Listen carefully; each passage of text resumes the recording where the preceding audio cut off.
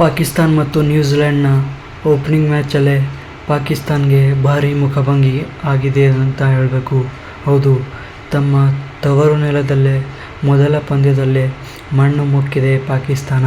ಹೌದು, ಟಾಸ್ ಗೆದ್ದು ಬೌಲಿಂಗ್ ಮಾಡಲು ಬಂದ ಪಾಕಿಸ್ತಾನ ನ್ಯೂಜಿಲೆಂಡ್ಗೆ ಬ್ಯಾಟಿಂಗ್ ಕೊಟ್ಟಿತ್ತು.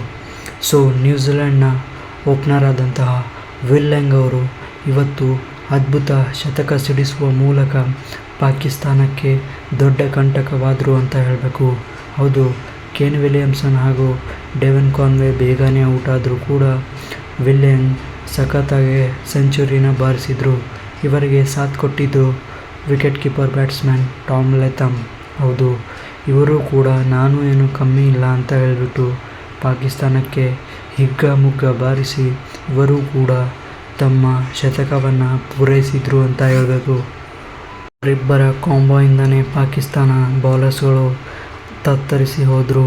ಇದರ ಜೊತೆಗೆ ಗ್ಲೆನ್ ಫಿಲಿಪ್ಸ್ ಕೂಡ ಕೊನೆಗೆ ಬಂದುಬಿಟ್ಟು ನಾನು ಏನು ಕಡಿಮೆ ಇಲ್ಲ ಅಂತ ಹೇಳಿ ಅವರು ಕೂಡ ಅರ್ಧ ಶತಕವನ್ನು ಬಾರಿಸಿ ಪಾಕಿಸ್ತಾನಕ್ಕೆ ಶಾಕ್ ಕೊಟ್ಟರು ಅಂತಲೇ ಹೇಳಬೇಕು.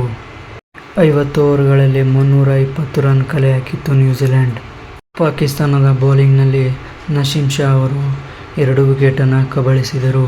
ಇವರ ಜೊತೆಗೆ ಇನ್ನೊಬ್ಬ ವೇಗಿಯಾದಂತಹ ಹ್ಯಾರಿಸ್ ರೌಫ್ ಕೂಡ 2 ವಿಕೆಟ್ ಕಬಳಿಸುವ ಮೂಲಕ ಕೇವಲ 5 ವಿಕೆಟ್ ತೆಗೆಯುವಲ್ಲಿ ಪಾಕಿಸ್ತಾನದ ಬೌಲರ್ಗಳು ಯಶಸ್ವಿಯಾದರು. 321 ರನ್ ಚೇಸ್ ಮಾಡಲು ಬಂದಂಥ ಪಾಕಿಸ್ತಾನ ಬಾಬರ್ ಅಜಮ್ ಅವರು ಓಪನಿಂಗ್ ಸ್ಲಾಟಲ್ಲಿ ಚೆನ್ನಾಗಿ ನಿಂತ್ಕೊಂಡರು. ಹೌದು, ಇವರು ತಮ್ಮ ಬ್ಯಾಟಿಂಗ್ನಿಂದ ಭರ್ಜರಿ 50 ರನ್ ಗಳಿಸಿ ತದನಂತರ ಕೆಲವು ರನ್ ಗಳಿಸಿ ಔಟ್ ಆದರು. ಆದರೆ ಎಲ್ಲ ಮಿಡಲ್ ಆರ್ಡರ್ ಬ್ಯಾಟ್ಸ್ಮನ್ಗಳು ಫೇಲ್ ಆದರು ಅಂತ ಹೇಳಬೇಕು. ಇನ್ನು ಇವರಿಗೆ ಸಾಥ್ ಕೊಟ್ಟಿದ್ದು ಖುಷ್ದಿಲ್ ಶಾ. ಇವರು ಕೂಡ ತಮ್ಮ ಅರ್ಧ ಶತಕ ಗಳಿಸಿ ಎಲ್ಲ ಪಾಕಿಸ್ತಾನ ಟೀಮ್ ಆಲ್ಔಟ್ ಆಯಿತು ಅಂತಲೇ ಹೇಳಬೇಕು. ಕೇವಲ 260 ರನ್ ಗಳಿಸಿತು ಪಾಕಿಸ್ತಾನ.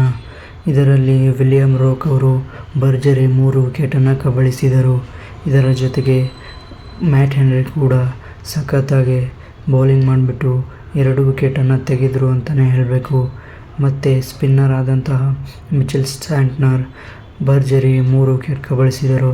ಅದಲ್ಲದೆ ಬಾಬರ್ ಅಜಮನ್ನು ಇವರೇ ಔಟ್ ಮಾಡಿದ್ದು ಅಂತಲೇ ಹೇಳಬೇಕು. ನ್ಯೂಜಿಲೆಂಡ್ ಮತ್ತು ಪಾಕಿಸ್ತಾನ ನಡುವಿನ ಪಂದ್ಯದಲ್ಲಿ ನ್ಯೂಜಿಲೆಂಡ್ಗೆ ಬರೋಬ್ಬರಿ 60 ರನ್ಗಳ ಜಯವನ್ನು ಸಿಕ್ಕಿದೆ. ಸೊ ಇದರ ಬಗ್ಗೆ ನಿಮ್ಮ ಅನಿಸಿಕೆ ತಿಳಿಸಿ.